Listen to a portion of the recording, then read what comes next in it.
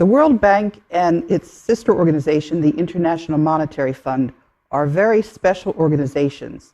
They are sitting on top of the world's wealth, which was put into a secret account, and it has more gold than anybody knows about. And it is cloaked in secrecy. The bankers do not own that money. It's held in benefit for humanity. The World Bank and the IMF are listed on a special agreement that was signed in 1950 about that. Assets, it's gold. It's more gold than people know about. It's over 1 million metric tons of gold.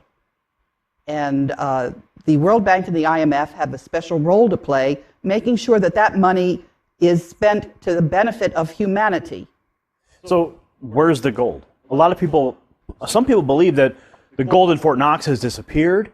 That's been in question for many years. Congressmen have attempted to get an audit of the gold in Fort Knox.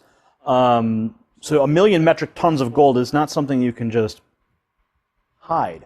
Where would you say that that gold is being stored? 400,000 metric tons are in the Central Bank of the Philippines.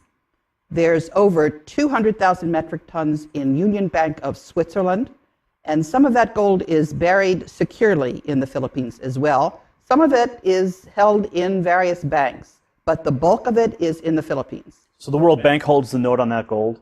No. It is in a special trust account that was set up by Ferdinand Marcos, and the authorized signatory is a German banker lawyer by the name of Wolfgang Struck, who also lives in the Philippines. So how do the people get the gold back? If it's their gold and it was taken by these bankers, how do we receive it? That is the question. And they're just sitting there illegally and refusing to relinquish it. Part of the problem is that this gold is cloaked in secrecy.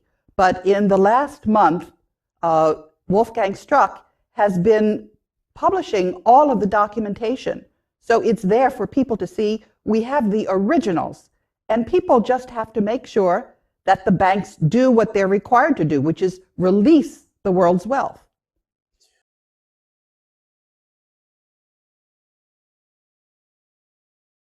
Contact Phoenix Journal Review. Independent confirmation of the Philippines gold.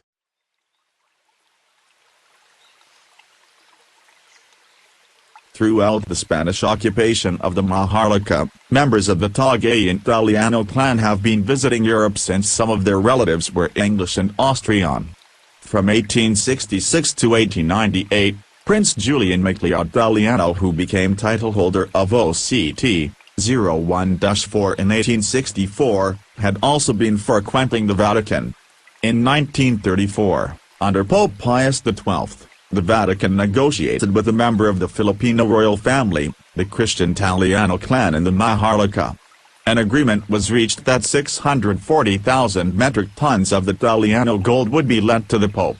This was part of that gold accumulated by the Southeast Asian Srivijaya and Majapahit Empire during its glorious reign of 900 years.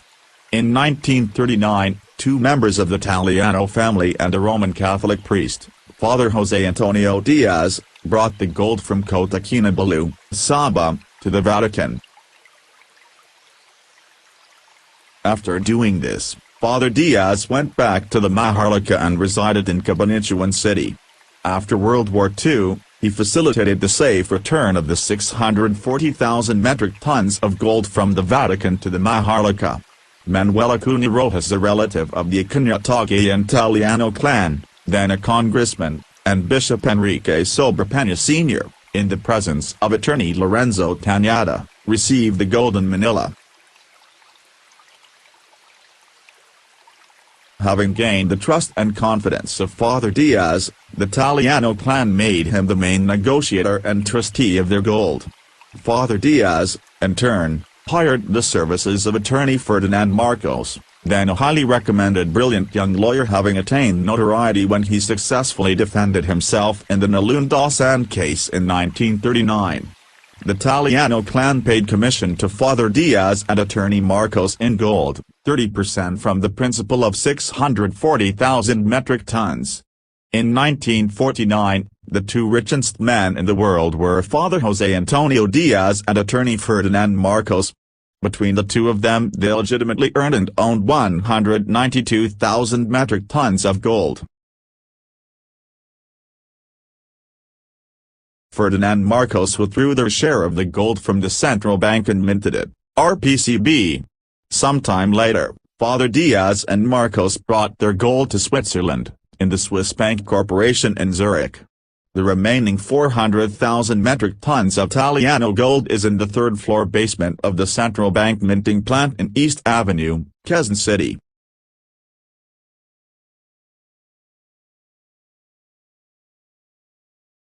Gold for gold, dollar for dollar, this country, the Maharlika, is the richest country in the world.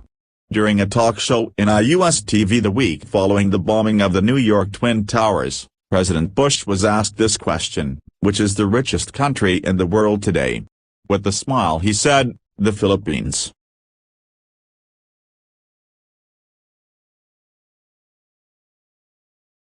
On April 9, 1973, Marcos said, "My earthly goods have been placed in the custody and for the disposition of the Marcos Foundation, dedicated to the welfare of the Filipino people.